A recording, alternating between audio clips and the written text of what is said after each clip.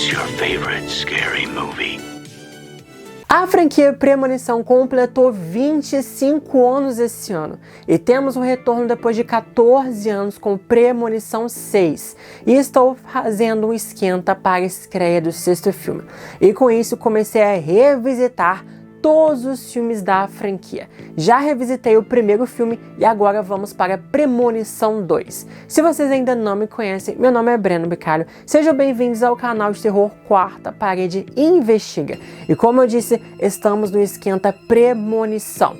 E estou tendo uma premonição nesse exato momento de que até o final do vídeo vocês vão dar um like e se inscreverem no canal e bora então para a crítica completa de Premonição 2. Exatamente um ano após o acidente do voo 180, Kimberly e seus amigos vão para uma viagem de carro. E nisso ela tem uma premonição de um engavetamento. Então ela bloqueia a estrada e temos novos sobreviventes. E obviamente eles estão no novo plano da morte com uma reviravolta surpreendente. Aqui o filme começa exatamente como o primeiro, no quarto da nova visionária, passando pela bagunça dela e no fundo ouvimos uma entrevista na televisão que serve como um breve resumo do primeiro filme e também uma apresentação e um lembrete sobre a narrativa da franquia. E aí o filme já começa com o acidente inicial. Aqui, infelizmente, galera, nós não temos tanto suspense e a sensação estranha de desconforto igual ao primeiro. Há algumas pistas na estrada sobre o acidente, mas como há tanta coisa acontecendo ao mesmo tempo, com muitos cortes mostrando os novos personagens, que acaba se perdendo o foco na Kimberly e sua reação aos acontecimentos. Além de que ela não demonstra esse desconforto e uma preocupação prévias em viajar de carro, como Alex tinha lá no primeiro filme em relação a andar de avião. Então ela tá muito de boas, e a estranheza só vem muito tempo depois. Inclusive o pai dela liga para ela sobre o óleo do carro vazando e ela nem se importa com isso, sabe? Se fosse no primeiro filme, o Alex já ficava assim meio que tá acontecendo alguma coisa, tem alguma coisa estranha, alguma coisa esquisita, não tô me sentindo bem. Ele vai pressentindo algumas coisas. A Kimberly é um pouco blasé nisso. Ela vê algumas coisas, ela reage, faz caras e bocas, mas nada realmente de desconforto de que algo terrível está para acontecer. Não temos essa mesma sensação que é construída muito bem no primeiro filme. Mas mesmo assim, né, o filme entrega o melhor acidente de abertura com um caminhão de madeira, que é um trauma para nós, e quando vemos um na estrada, sim, inclusive eu já vi vários, tá? Eu sempre lembro do filme. Com certeza já virou ali um meme atemporal. O acidente aqui é muito mais elaborado e já vemos a morte um a um dos personagens na própria premonição. Os efeitos são muito bons, a execução é fantástica e bombástica literalmente. Também é muito mais longo essa cena de abertura do que o primeiro filme, o acidente. Com certeza a abertura, galera, é muito marcante. E o mais interessante também é que o filme já apresenta desde o início para os personagens sobre o plano da morte lá na cena da delegacia após o acidente. Isso é muito legal porque nós, como audiência, já sabemos sobre isso, e fazer com que a visionária Kimberly desvende o mistério ao longo do filme, igual ao primeiro, se tornaria realmente algo muito repetitivo. Então já vão direto ao ponto. Nisso, há mais aberturas para outros mistérios e revelações, como a lista da morte é reversa para aparar as arestas em relação ao efeito borboleta que os sobreviventes do primeiro filme causaram ao sobreviverem. Então, todos os sobreviventes do 2 têm alguma relação com os sobreviventes do 1. É a vez da morte fechar esse ciclo, que obviamente não se fecha, e vamos ter outros filmes da franquia e estamos chegando no 6º. Então, é uma novidade muito bem-vinda para a franquia, para justamente não ficar, mais uma vez, repetitivo. Então, a cada filme, eles tentam inovar com alguma coisa diferente. Outra novidade muito legal também é o elenco mais adulto, saindo dos jovens do primeiro filme.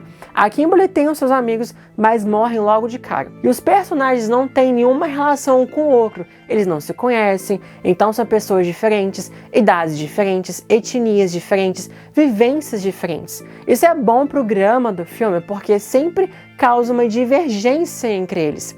Alguns acreditam no plano da morte e outros não. Então a interação do grupo é bem interessante também. E nesse filme também é revelado mais um jeito de derrotar a morte com o retorno de William Bloodworth, que mais uma vez vai falar em códigos de que uma nova vida pode derrotar os planos da morte. Então já começo a achar ali que a grávida do acidente é a solução e se ela tiver um bebê, eles ganham da morte, mas com mais uma reviravolta, ela nem morria no acidente. Então é uma pista falsa e convenientemente a Kimberly se lembra disso na hora certa em vez de ter acesso a essa memória antes. E essa história de uma nova vida poder derrotar a morte era o final alternativo do primeiro filme que eu trouxe para vocês aqui no canal.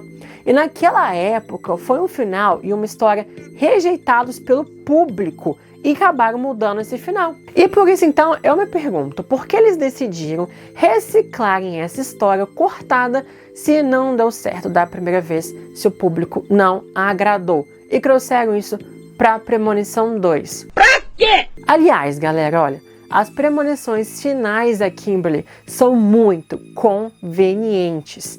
E ela parece que tem até controle sobre elas também, o que não faz muito sentido. Tipo, Kimberly, pensa bastante na premonição. Ok, fecha os olhos. Ah, eu vi! É isso aqui que eu tenho que fazer. Então realmente é muito conveniente. As respostas são dadas muito rapidamente para solucionar os problemas. Aí, baseada então nessas premonições, ela vai resolver tirar a própria vida para ser ressuscitada e trazer essa nova vida. E ela morrendo antes da hora, a corrente então no plano da morte iria se quebrar.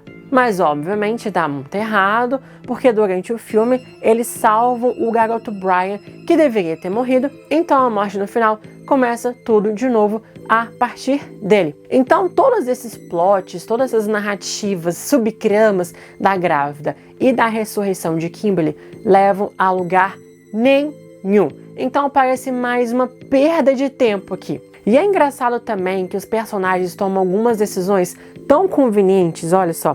A Kimberly, como eu disse, tem visões também ao longo do filme. Ela vê pássaros no vidro e já fala na hora: Nora-Tim, vou morrer por pássaros.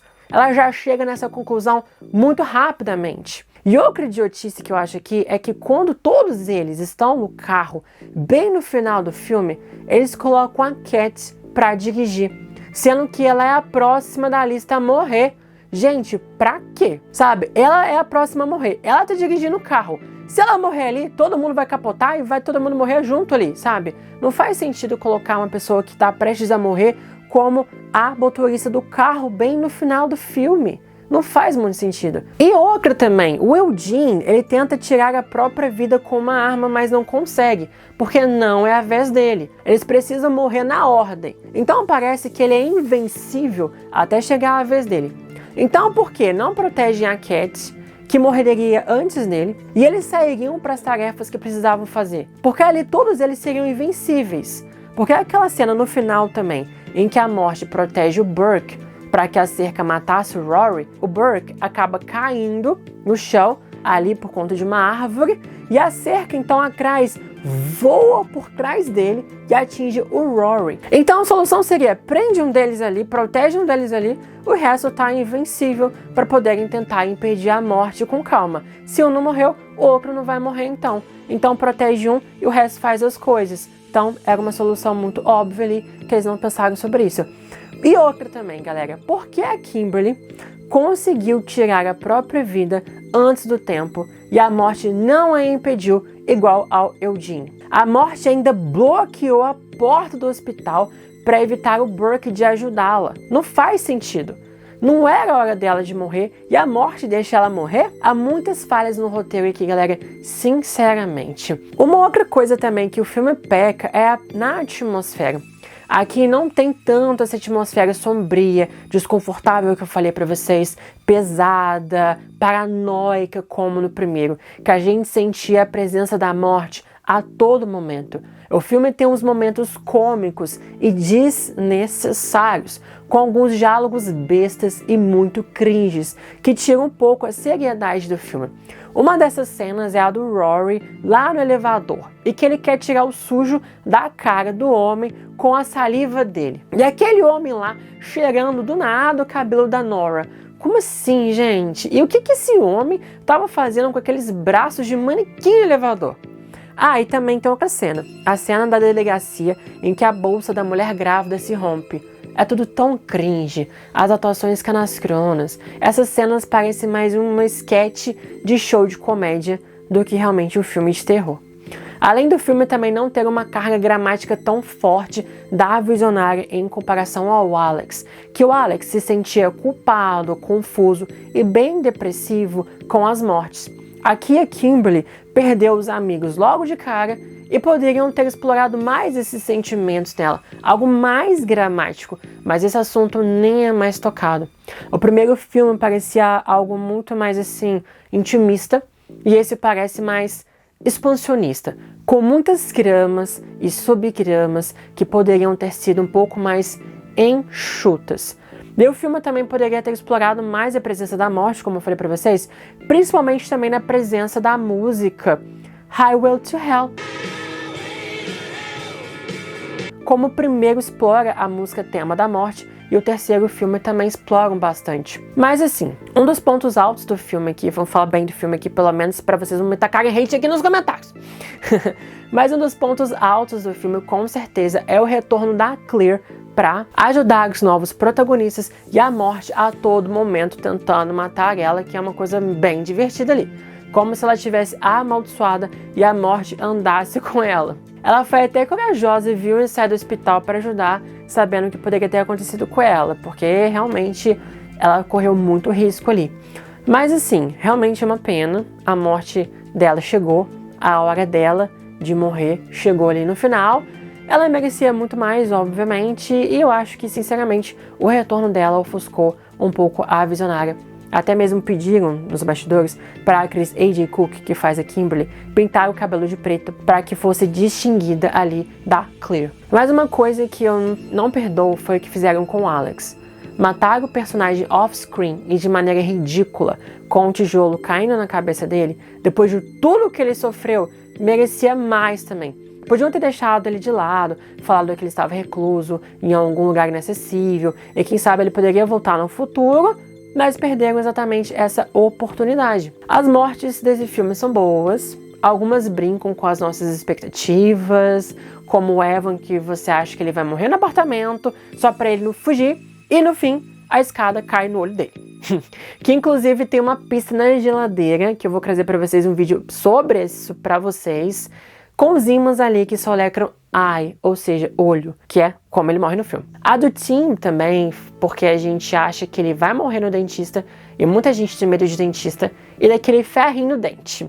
Aquele barulhinho já me dá calafrio, nossa, odiava. Então assim, é legal brincar com esses medos comuns.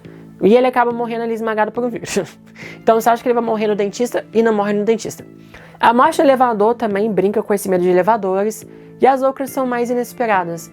Mas eu acho que, quando a gente vai chegando no final, eles começam a correr demais para ir matando todo mundo quase no mesmo lugar. E eu acho que algumas mortes também se tornaram repetitivas por envolverem muitas explosões e fogo. Não é um filme de ação, é um filme de terror. Já no início do filme, com o engavetamento na escada, com milhares de explosões. A morte do Evan no seu apartamento também pega fogo. A explosão que libera a cerca que mata o Rory. A própria explosão no hospital que mata Claire e Eugene. E aí a explosão da churrasqueira no final que mata Brian. Pra que tanta explosão assim no filme, gente? É filme de terror, não é filme de ação. Vai colocar uma coisa diferente, uma coisa criativa. Tem tantas coisas que eles podem fazer em relação às mortes no filme Premonição, sabe? Assim, deu pra perceber que eu não sou muito fã de Premonição 2, viu? Eu realmente confesso aqui pra vocês. Eu sinto, assim, que o tom desse filme é muito diferente do primeiro. pelos motivos que eu falei aqui no vídeo pra vocês. Mas assim, o fato é que a abertura é a mais marcante, com certeza, com o caminhão de história de madeira. Realmente é o ponto altíssimo do filme, que ali ele vai pecando vários aspectos, principalmente em questão do roteiro, assim.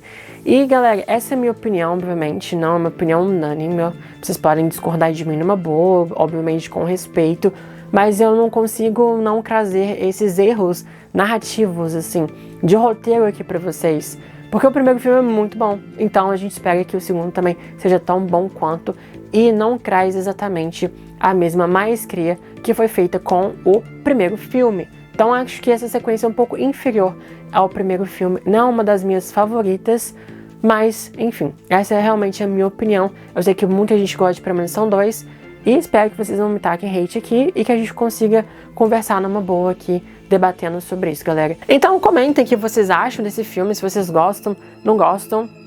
Eu acertei, assim, a minha premonição no início desse vídeo, que vocês já se inscreveram aqui no canal, que vocês já deram um like de vocês. Se não, essa é a chance de vocês para não perderem o Esquenta Premonição, com muitos vídeos dessa franquia nos próximos meses, viu? Vai bombar de premonição aqui. Depois a gente vai falar sobre Eu Sei Que Vocês Já Viram Passado e assim, bora lá. Mas então, galera, muito obrigado e até os próximos vídeos. Isso se ainda estivermos vivos. You all just be careful now.